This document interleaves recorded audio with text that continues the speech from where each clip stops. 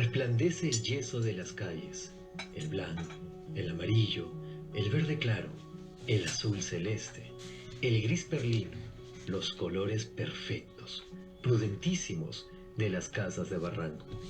No huele a nada sino a calor, solamente a calor, un sólido olor de aire máximamente dilatado.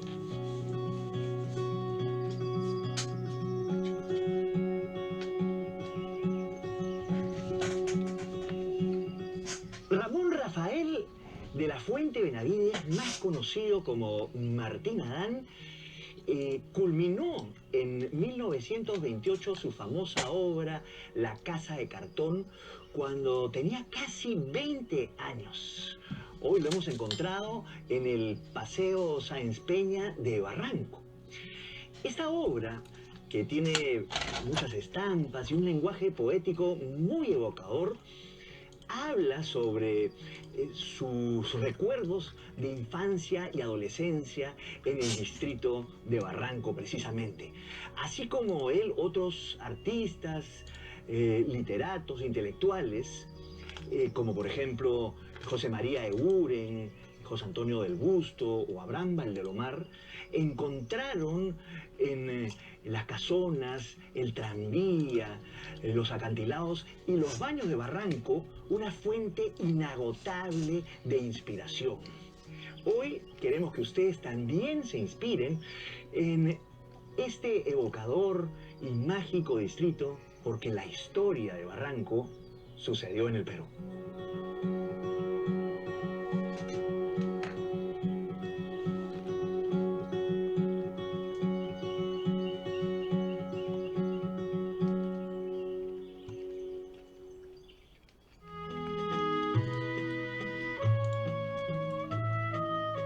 Luis, interesante hacer esta primera exploración contigo también, porque no solamente eres un buen conocedor del distrito por digamos, por tu profesión, sino porque eres un vecino de muchos años acá. Barranco, como algunos de los distritos de Lima, yo creo que inclusive es el distrito, sobre todos los otros distritos, que guarda una fisonomía, una característica con la cual más o menos se inició, ¿no? Sí, ya en realidad los balnearios empiezan a aparecer a finales del periodo colonial.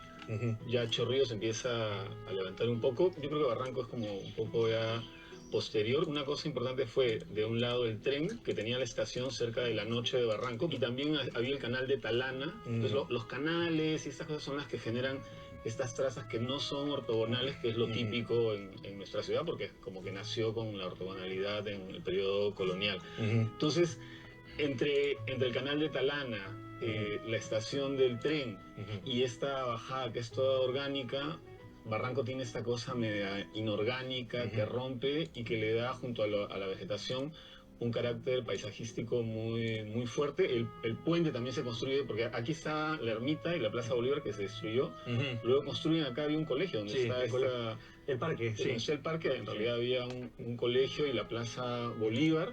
Entonces, claro, todo esto era como el núcleo urbano. Después se construye el puente también le da como un sabor diferente. Y entonces, claro, eso, y yo creo que eso es lo que termina dándole a Barranco un sabor especial.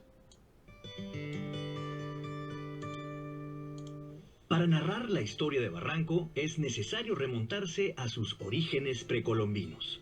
En aquel tiempo, la zona formaba parte del señorío de Sulcovilca, un curacazgo de campesinos y pescadores cuya capital se encontraba en Armatambo, a los pies del Morro Solar, en lo que hoy es Chorrillos.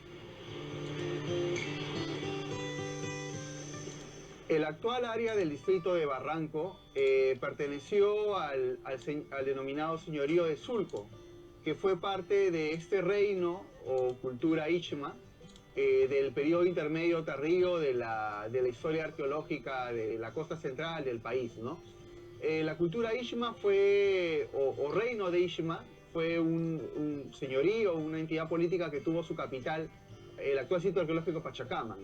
Entonces, el Valle de Rima, que estuvo dividido en una serie de curacazgos, de señoríos, entre ellos el Sulco,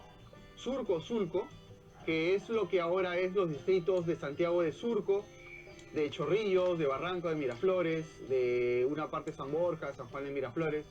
Entonces quedan algunos vestigios, pero lamentablemente en Barranco no quedan. Sí existían acá en Barranco, por una investigación que hemos hecho por las fotos aéreas del Servicio Aerofotográfico Nacional, se han detectado una serie de montículos o huacas, entre ellos el único reportado por los inventarios arqueológicos de los años 70, 80, fue la huaca La Viñita, que se situó donde ahora se sitúa la UTEC, la Universidad de Tecnología, ¿no? Entonces, pero hubo más huacas, hubo más montículos acá desperdigados en el área, la actual área de Barranco, ¿no? Que en la época de los años 40 subsistían, pudieron fotografiarse con la foto aérea del Servicio Aerofotográfico. Esta zona de Barranco, sobre todo la Bajada y Domeyer, y luego hacia Surco y Chorrillos, era un camino frecuente de pescadores, ya desde la época de Armatambo. Correcto. ¿No? Es como muy antiguo, la gente bajaba por acá y bajaba a pescar. Y los primeros asentamientos muy precarios eran cosas temporales en la misma bajada de pescadores que preferían quedarse a dormir porque los pescadores entran al mar muy temprano, entonces se quedaban a dormir por acá y ya luego seguían su camino de regreso, o a veces venían, dormían y tempranito se metían al mar. Entonces ese es como el origen inicial. Luego, durante la colonia sigue ese proceso, porque si bien es cierto, al comienzo de la colonia todavía Armatambo funcionaba y vivía normalmente, pero luego ya mandan a todos a la reducción de Surco.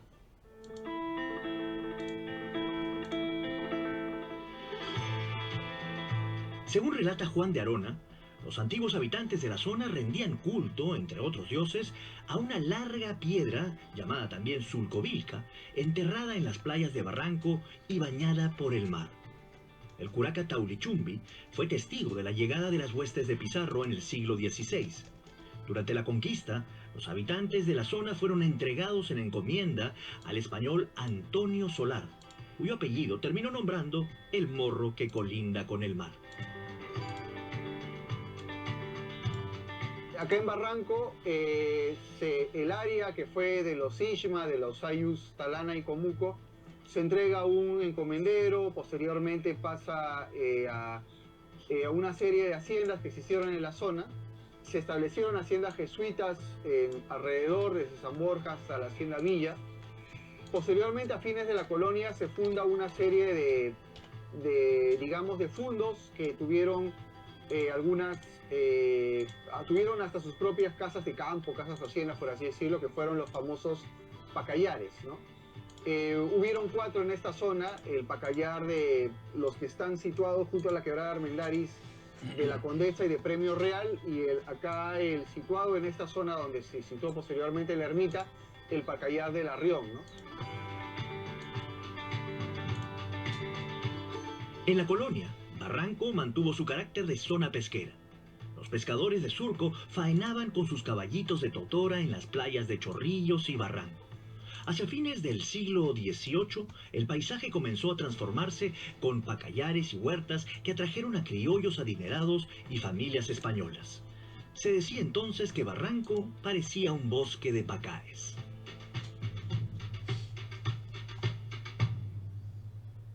Según cuenta Juan de Arona, a fines del siglo XVIII, unos pescadores de Surco avistaron un resplandor en el acantilado de la actual Bajada de Baños. Y tras varios días se animaron a acercarse y hallaron la imagen luminosa de un Cristo crucificado. La noticia trajo pronto a numerosos fieles limeños, convirtiendo el lugar en un punto de peregrinación. Y poco después, un panadero, de apellido Caicedo, llevó a su esposa enferma y desahuciada, quien sanó milagrosamente. En gratitud, Caicedo levantó la primera ermita, una modesta construcción de quincha y adobe en torno a la cual se asentaron las primeras viviendas barranquinas. Entonces podemos decir que la ermita es el lugar de origen del distrito de Barranco.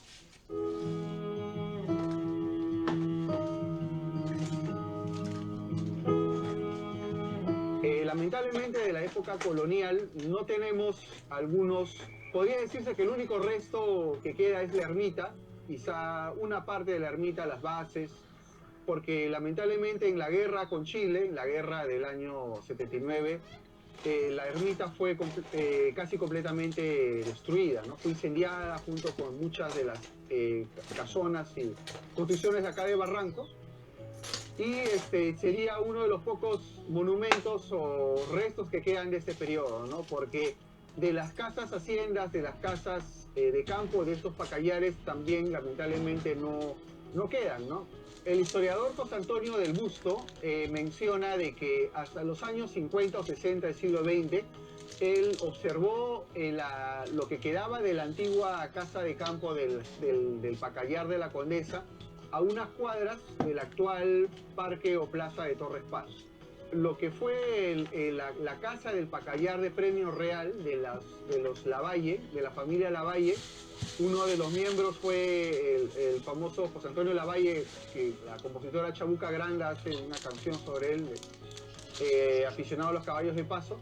Estuvo en medio de Chipoco, pero como sabemos, lamentablemente ahora ya no queda prácticamente ningún vestigio de estas interesantes casas que fueron importantes testimonios arquitectónicos, ¿no?, de la época colonial de acá de Barranco. La independencia trajo transformaciones abruptas en gran parte del Perú. Sin embargo, en Barranco los cambios fueron lentos y tranquilos, en sintonía con su carácter bucólico. Por esos años, la zona era conocida simplemente como el pueblo de la ermita, que era el núcleo alrededor del cual giraba la vida de los antiguos barranquinos.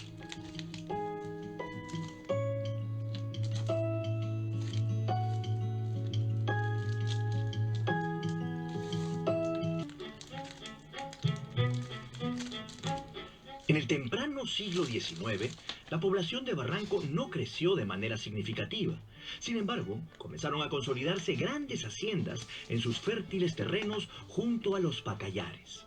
En 1834, la viajera y escritora Flora Tristán visitó la zona y describió a Barranco como un verdadero oasis en medio del desierto.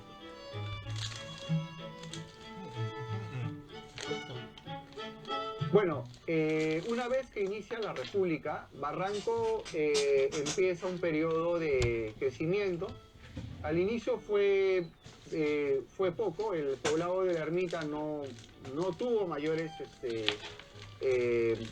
remodelaciones. Lo que sí, desde el gobierno de Castilla, desde la década de 1855 aproximadamente, empiezan a venir algunos limeños a sentarse en lo que después fue la bajada de los Baños, ¿no? Posteriormente, en el primer gobierno de Prado, se crea la bajada de los Baños, se abre la actual bajada, y empieza la urbanización, la construcción de ranchos, ¿no?, de los que posteriormente se conocieron como ranchos barranquinos.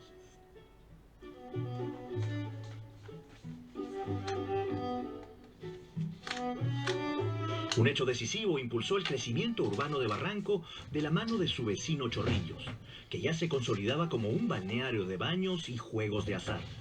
En 1858, durante el gobierno de Ramón Castilla, se inauguró la ruta del ferrocarril Lima-Chorrillos, que facilitó la llegada de visitantes y aceleró la expansión de toda la zona.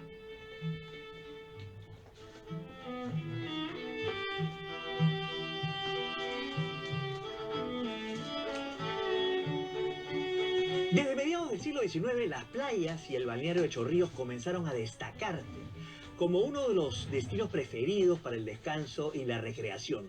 En 1858, con la inauguración del ferrocarril Lima-Chorrillos, el acceso a la zona se volvió mucho más rápido y cómodo. El recorrido partía desde la actual Plaza San Martín, en el corazón de Lima, pasaba por aquí detrás, por la actual Avenida Bolognesi, y finalizaba en lo que hoy conocemos como la Avenida Guaynas. En 1866 se habilitó un paradero en el Fundo Tejada, en Barranco, justo alrededor de la actual estación de bomberos del distrito, y que conectaba con el rancho del alemán Domeyer, muy cerca de la ermita. La actual calle Unión conecta con la calle Domeyer y ese trayecto era el tradicional ingreso. El tren no solo facilitó la llegada de visitantes, sino que convirtió a Barranco en un lugar cada vez más atractivo para nuevos residentes.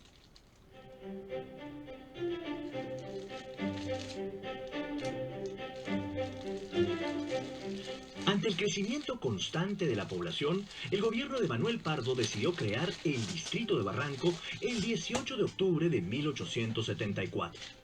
Su primer alcalde fue el general Pedro Bustamante, seguido por Enrique García Monterroso y Ureta, quien mandó a construir el célebre Puente de los Suspiros. Varias décadas más tarde, en los años 60 del siglo XX, Chabuca Granda, que pasó su infancia en Barranco, inmortalizaría este rincón con la canción El Puente de los Suspiros. La primera versión del puente se deterioró con el tiempo y dio paso al actual, que junto con la bajada de los baños y la ermita, se convirtió en un símbolo del distrito. Esta etapa, que crecía a la sombra del balneario de Chorrillos, se vio interrumpida de manera violenta con la Guerra del Pacífico.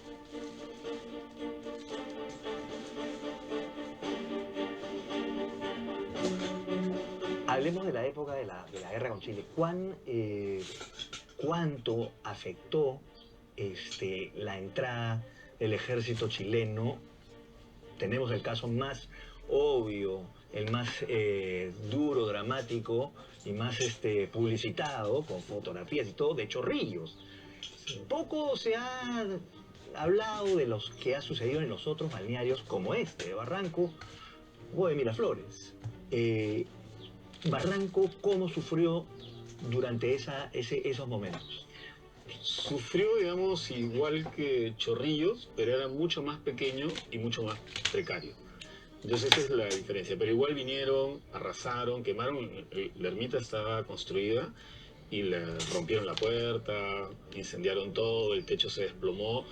Y eso mismo hicieron con las demás casas que saquearon, que quemaron. Entonces digamos, el daño fue igual, pero al final, como era un poco más pequeño y era un poco más precario, no fue tan importante. Chorrillos era, por el contrario, un balneario con mucho prestigio ya en ese momento y mucho más poblado y con casas también ya de mejor nivel. Aquí la arquitectura importante empieza, yo diría, casi justo después de la guerra con Chile.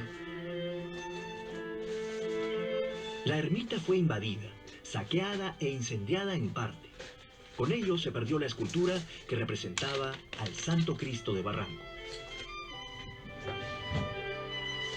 Queda pocas construcciones. Aparte de algunos vestigios de la ermita, pueden quedar algunos ranchos por rodearnos la zona de la bajada de los baños, Puente de los Suspiros. La casa de mayor tamaño de del que fue alcalde en ese momento, Benito Bregante, era un rancho que tenía incluso miradores, que estaba hacia el lado a unas cuadras de acá del parque, entre la avenida Grau y la calle Merino. Incluso era tan grande que los chilenos pusieron su artillería en la casa para poder disparar hacia las tropas peruanas en la batalla de Miraflores. De esa casa no queda algo, porque, bueno, hemos visto, pero frente a la casa hay un rancho que tiene en su fachada la fecha de 1873, que vendría a ser unos años, incluso un año previo a la fundación del distrito.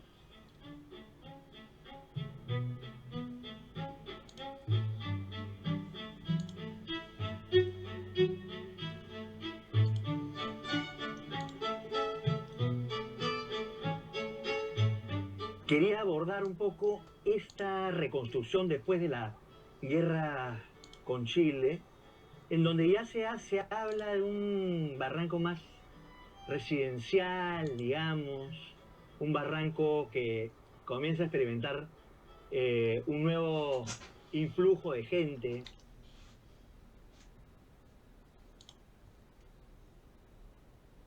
Ciertas tipologías arquitectónicas, es decir, estilos arquitectónicos, tipos de vivienda.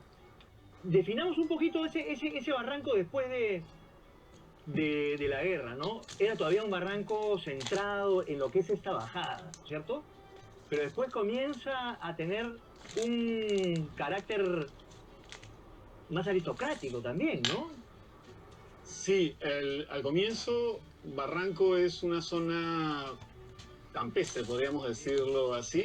Era parte de Surco, como estábamos conversando, y era una zona de pacáis, luego de viñedos. Surco mismo era una zona recreativa para todo Lima. Algún virrey se retiró ahí a a una casona para vivir después ya su retiro tranquilamente. Entonces, las primeras viviendas que están sobre todo a lo largo de la bajada son estas casas rancho que tienen este carácter un poco más rural y que son muy abiertas al paisaje. Entonces hay esta loya, este corredor externo que te permite poner tu silla, tu hamaca.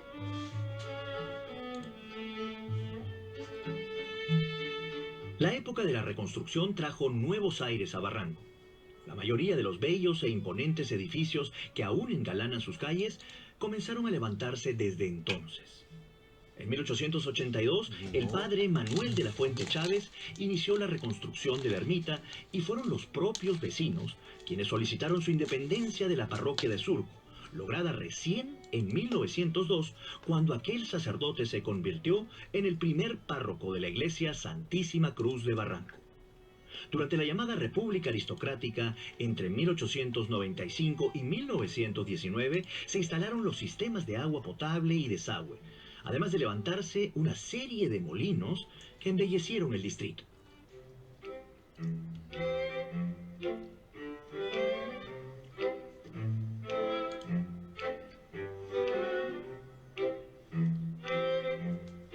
Pero inclusive definamos lo que es un rancho, o sea, la gente para que de pronto la gente piense que no es solamente un rancho donde se crían gallinas, pollos, etcétera, tiene otra idea el rancho, ¿no es cierto? Que es una tipología un poco bien limeña también, ¿no? Es una tipología inspirada todavía en la casa colonial, pero mucho más abierta. Es como, a ratos es como si a una casa patio la hubiésemos cortado por el patio, y entonces este espacio queda abierto. Predominan los espacios abiertos, también tienen muchas veces patios internos y esta loya externa, y permite una vida exterior mucho más intensa, pero es una vivienda que tiene sus espacios cerrados también. Entonces lo bueno es que tiene como muchos tipos de espacio, ¿no? Tiene muchas transiciones y tiene mucha vida con esta vegetación y con este paisaje.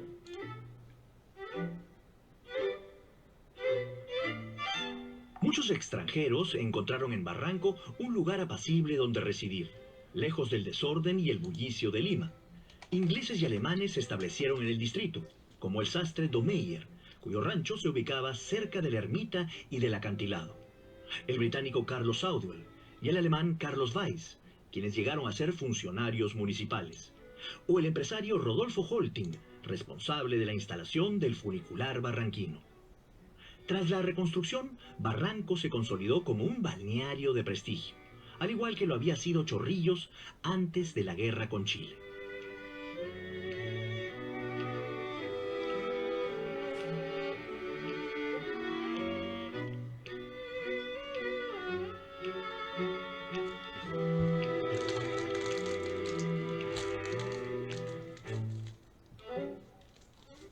El Perú sigue informando y da protagonismo a sus regiones. Estás viendo. Sucedió en el Perú.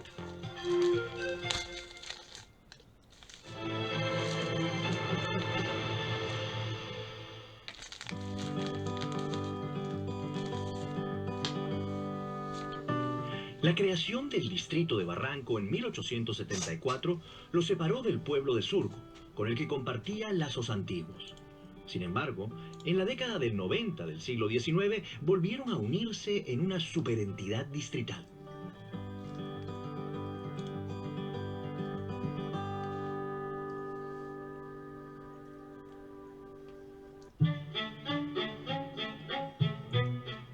Señor presidente, ha llegado el representante de los vecinos de Surco nuevamente. Hazlo pasar.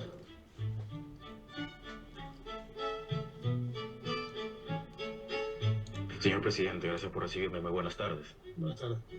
Muchas gracias. Solo venía para agradecerle por sus gestiones. Por fin nuestro distrito es autónomo nuevamente. ¿Qué ocurrencia? Era cierto que tener la capital tan lejos de Surco, en el Valle de Barranco, era un despropósito. Sí, es cierto. No tiene nada que agradecer.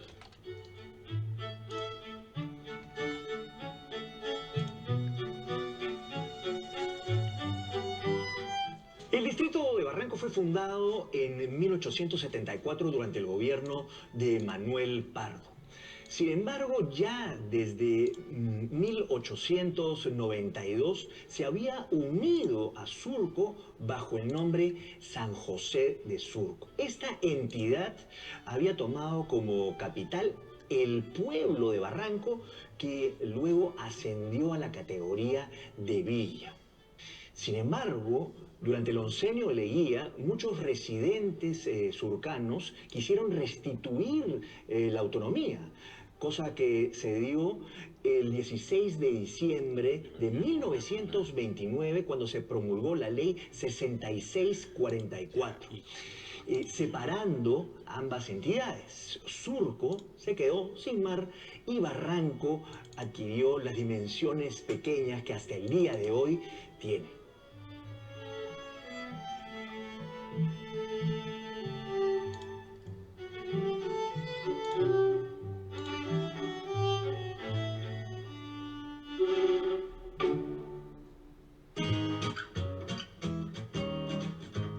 Para 1929, Barranco ya contaba con numerosos lugares y estructuras que con el tiempo formarían parte de su valioso patrimonio cultural. Entre ellos destacan el Parque Municipal, inaugurado en 1898, su biblioteca de 1924, que funcionó también como sede del municipio, o el Monumento a San Martín, trasladado ese mismo año a Barranco desde la avenida Grau en Lima, y que tras el terremoto de 1940 se ubica en el Paseo Sáenz Peña. Se suman a este conjunto la Casa Rosel Ríos, una de las más famosas del distrito, la Casa Dazo y la Casa Sousa, ubicada en la calle Cajamarca con Colón. Como definición de patrimonio cultural, un poco la transmisión de culturas, ideas y tradiciones a lo largo del tiempo, ya sea por bienes inmuebles físicos o no físicos a través del tiempo. Y es importante porque nos permite un poco entender la tradición, la cultura y la historia de Barranco en este caso. A fines del siglo XIX, los baños de Barranco se convirtieron en un símbolo para los limeños. En 1896, durante el gobierno de Nicolás de Piérola, se instalaron funiculares hidráulicos diseñados por el ingeniero alemán Rodolfo Holten, que funcionaron hasta 1971. Con ellos, se podía acceder a los baños de la playa Barranquito desde el acantilado. Luego, en 1904, el presidente Manuel Candamo inauguró el tranvía eléctrico, cuya primera ruta unió Lima con Barranco, consolidando al distrito como centro de esparcimiento. Uno de sus vagones aún se conserva frente al Museo de la Electricidad, testimonio de un sistema que funcionó hasta mediados de los 60, cuando fue reemplazado por la línea de buses.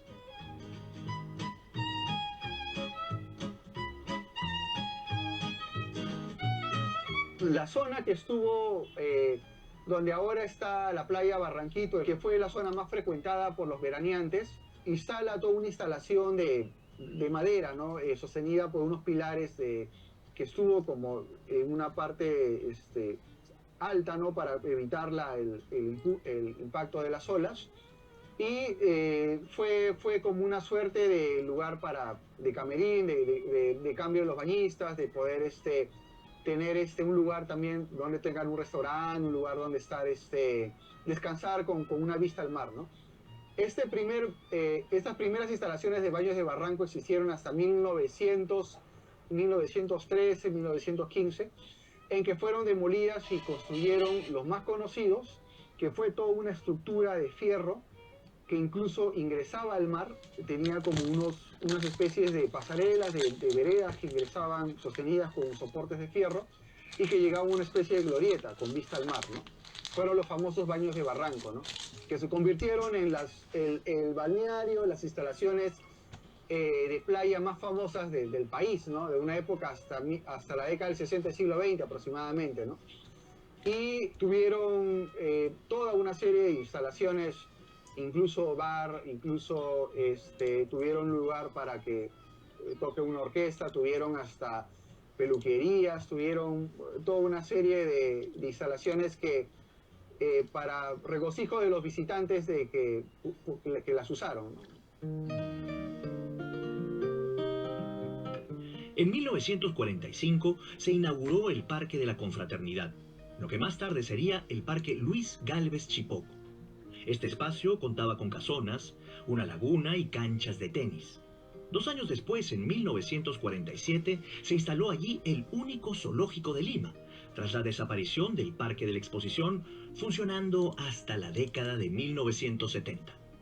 Aunque el zoológico dejó de ser parte de sus atractivos, Barranco conserva hasta hoy numerosos elementos que lo convierten en uno de los distritos con mayor patrimonio monumental de la ciudad.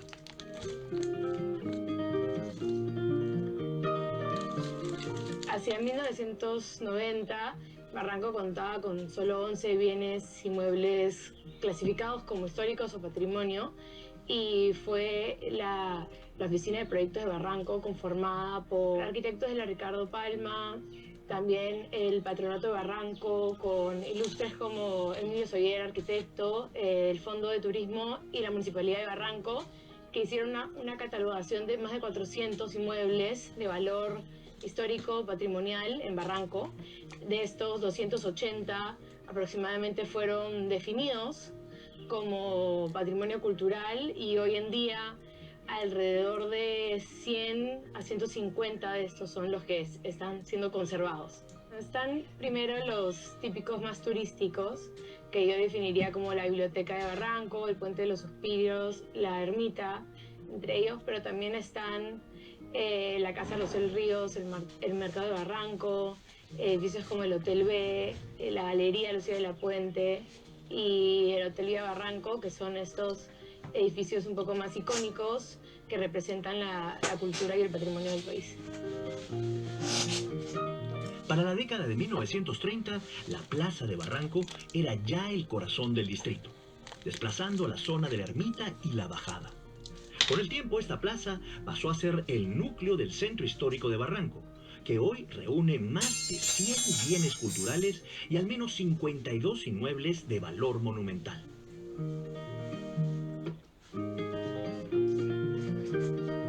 La zona céntrica alrededor de la plaza y lo que comienza a extenderse sería lo delimitado como la zona monumental, y es recién en los bordes hacia los otros distritos como Miraflores y Surco que ya comienza un poco las nuevas viviendas de mayor densidad. La municipalidad, sobre todo para la parte monumental, la zona monumental, tiene a la hora de construir proyectos y presentarlos en municipalidad unos reglamentos de altura y de conservación bastante estrictos. Sin embargo, la propuesta por conservar recae más a manos de la inversión privada. El hecho de que hace poco la UNESCO invirtió con la municipalidad en nombrar y dar el escudo azul de conservación a 8 de estos monumentos, entre ellos la biblioteca, el Hotel B, el Hotel Vía Barranco, dan un poco el renombre y motivan a que más personas inviertan en conservación.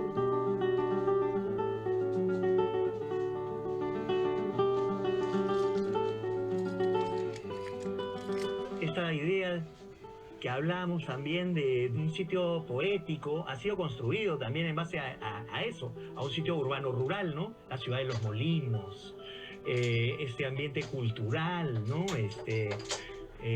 Alimentado por Eguren, por inclusive también Valdelomar, Martín Adán, ¿no? Evocativo, ese Barranco evocativo.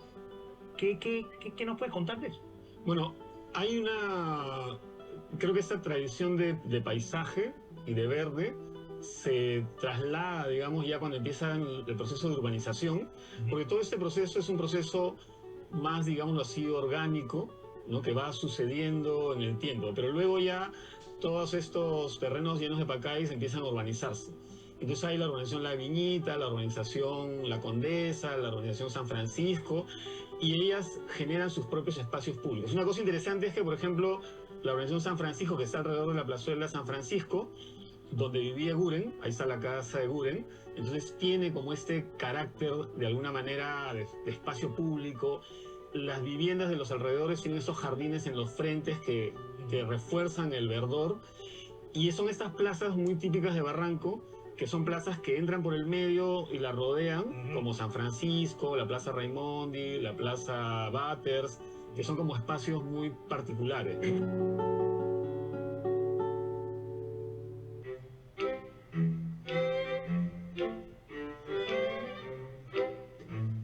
Si hablamos de fiestas y celebraciones, Barranco es único, y esa identidad festiva se remonta a varias décadas atrás. Desde febrero de 1913 se celebró el Carnaval de Barranco, con bailes y elaborados disfraces. A partir de 1923 se instituyó la tradición de coronar a la reina del carnaval, y cada año acudían masivamente visitantes de toda Lima. Entre los recuerdos más vivos destacan las suntuosas fiestas organizadas en la elegante mansión de Pedro de Osma, quien además fue alcalde entre 1915 y 1917.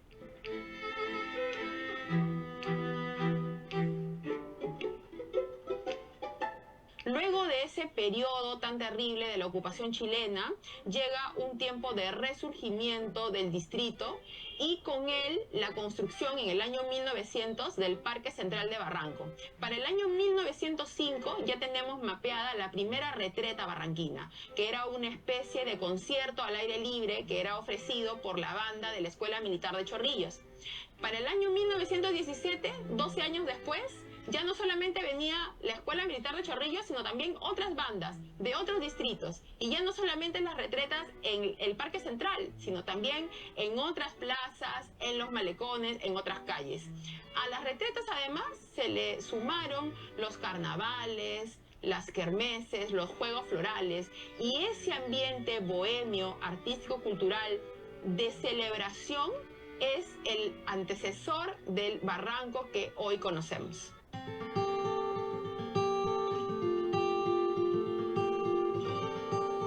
Barranco también se distingue de otros distritos de la capital por haber sido refugio e inspiración de numerosos intelectuales, artistas y literatos.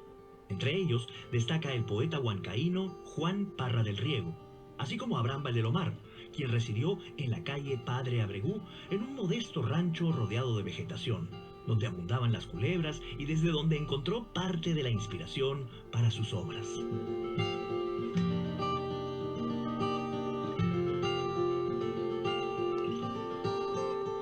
Bueno, si hablamos de la tradición literaria barranquina, definitivamente los primeros nombres que llegan a nuestra mente son Martín Adán, Abraham Valdelomar, José María Oguren, que fueron poetas que en diferentes momentos de sus vidas radicaron en el distrito y además cuyas casas todavía se encuentran en pie. Sin embargo, hay un grupo grande de escritores vinculados al distrito que de repente no son tan conocidos. A pocos metros se encuentra el Parque Central y la biblioteca, por ejemplo, dedicada a Manuel Beingolea, que fue un escritor, novelista, cuentista, que dedicó una de sus novelas a Barranco, Bajo las Lilas. Está prácticamente ambientada en el distrito. También merece mención la poeta Blanca Varela, quien vivió en Barranco desde la década de 1970 y permaneció allí hasta su muerte. O el historiador José Antonio del Busto, que dedicó 2 libros al distrito. Y por supuesto, Pedro Pasoldán y Unanue, Juan de Arona, autor de La Línea de Chorrillos, una de las descripciones más vívidas del antiguo Barranco y de los otros balnearios limeños. Definitivamente Barranco está pleno de lugares con una marcada carga literaria, con una gran carga literaria. Sin duda tendríamos que elegir el pasaje en donde nos encontramos, el pasaje Sánchez Carrión, porque aquí se encuentra la casa de Martín Adán, que además desde hace algunos años cuenta con una placa conmemorativa que es importante, porque da cuenta del patrimonio literario que ha existido y que existe todavía en la ciudad. También podría destacar la Plaza San Francisco, que guarda el espacio y la casa en donde vivió José María Oguren, que fue un lugar además importante no solamente porque aquí vivió el poeta, sino porque aquí se realizaban las tertulias literarias, que era una costumbre bastante afianzada por muchos vecinos del Barranco de antaño. Una de las obras más representativas de la literatura peruana de la primera mitad del siglo XX, La Casa de Cartón de Martín Adán, desarrolla su trama en el barranco de las primeras décadas del siglo pasado. La Casa de Cartón es el punto de partida de toda ruta literaria que se pretenda realizar en el distrito. Con esta obra, Martín Adán nos regala una visión juvenil, luminosa del balneario, una visión de una ciudad que, si bien está camino a la modernidad, todavía guarda mucho de su tradición y de sus costumbres. Esta obra, que no es una novela con un argumento, sino más bien un conjunto de relatos o estampas líricas en donde Martín Adán retrata los elementos de la cotidianidad de su barrio, las calles, las casas, el malecón, los compañeros del colegio, los primeros amores, hace de La Casa de Cartón no solamente una obra literaria, sino una especie de cartografía literaria del distrito. El patrimonio monumental se entrelaza con el potencial turístico literario, pues muchas de sus casonas y calles forman parte de recorridos culturales que invitan a revivir la memoria de los escritores y artistas que encontraron aquí su fuente de inspiración.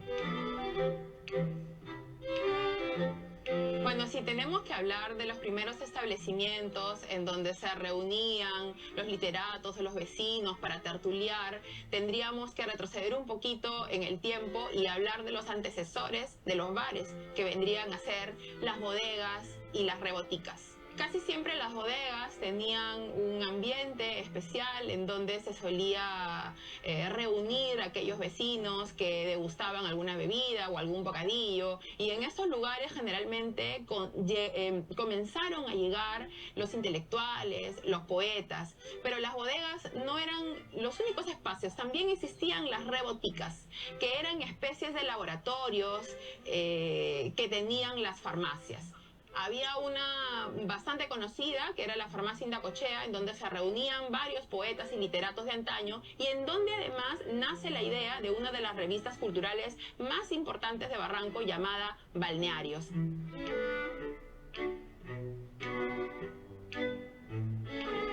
Como herencia de esta bohemia literaria, Barranco se ha convertido en un distrito que concentra numerosos espacios de encuentro y diversión, donde personas de todo Lima, más allá de su vínculo con las letras, llegan para disfrutar de la vida cultural, la danza y la música que aún late en sus calles.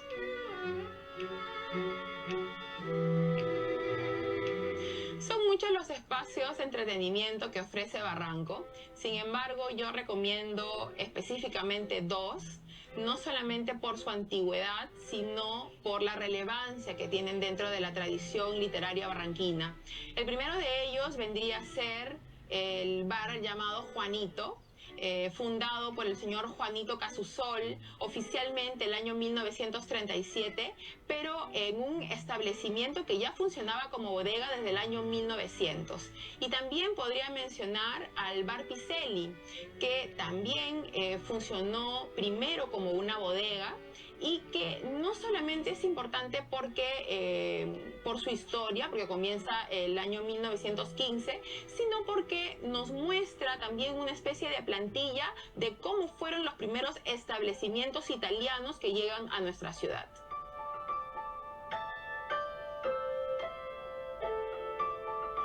Si bien deslumbran las casonas neoclásicas, afrancesadas o de estilo normando, junto con sus malecones como el Malecón Pasos o el Malecón de los Ingleses, y museos tan representativos como el Pedro de Osma, dedicado al arte virreinal, o el Museo de Arte Contemporáneo, inaugurado en 2013, no debemos olvidar que en Barranco también existen barrios tradicionales, quizá menos turísticos, pero que constituyen una parte inseparable de la identidad del distrito. Está este otro barranco, que es menos conocido, pero que también es parte de él. Es un barranco quizás de una clase social menos acomodada y que responde quizás a este circuito que habíamos intuido entre el Surco Viejo y este barranco, que se daba mucho más. ¿no? La gente de Surco Viejo siguiendo también la pendiente natural, los canales, etcétera, de agua que venían hasta acá. Ese surco se va instalando y tiene otra... Es interesante notar que tiene otra fisionomía, ¿no es cierto? Sí, bueno, ahí en los primeros planos del siglo XX se ve que está la línea que inicialmente era el camino inca, que luego se convierte, uno de los caminos incas, que luego se convierte en la línea del tren. Y de ahí hay viviendas que van acompañando esa vía antes de que aparezca la línea del tren. Todavía hay casonas que están a ese lado, y hay algunas entradas hacia Surco que también tienen casonas. Y después se va rellenando esos espacios que sobran ya con vivienda más modesta para sectores que le dan servicio a la zona de Barranco, que empieza a ser ya una zona más urbanizada, de una clase media y media alta. Y ahí hay más tipologías, digamos, de vivienda medio obrera, el tipo de quinta o callejón de un solo caño, cosas que se construían oficialmente, porque el Estado, en parte, o la beneficencia pública, construía eso más o menos entre el 20 y el 40, ¿no? La zona de la avenida Bolognesi, donde actualmente pasa el metropolitano hacia el este, viene a ser como la zona popular de Barranco, la zona de Tejada Alta, Tejadita, mitad con Surco y con Chorrillos. También es una zona importante para la historia de Barranco porque se funda el Parque Raimondi en el antiguo camino que iba a Surco, y que fue un parque que también estuvo rodeado de casonas bastante suntuosas, arquitectónicamente hablando quedan algunas construcciones, y fue en años posteriores, ya en la década de los 40, un lugar con una tradición de musical criolla importante. Se funda ahí una serie de festejos, de festivales, y surgen incluso músicos criollos importantes ahí, que el historiador Ascuez ha hecho un libro sobre ese tema, ¿no? La historia de Barranco nos hace entender algo muy importante. La tradición, lo monumental y el patrimonio histórico puede convivir y retroalimentarse con la efervescencia de la actualidad. Podemos decir que la historia de Barranco continúa contándose gracias a sus artistas, literatos o visitantes que buscan una buena dosis de cultura. Y, ¿por qué no?, de diversión. Desde la antigua ermita hasta los modernos centros de diversión, podemos decir que Barranco es historia viva. Nos vemos en la próxima.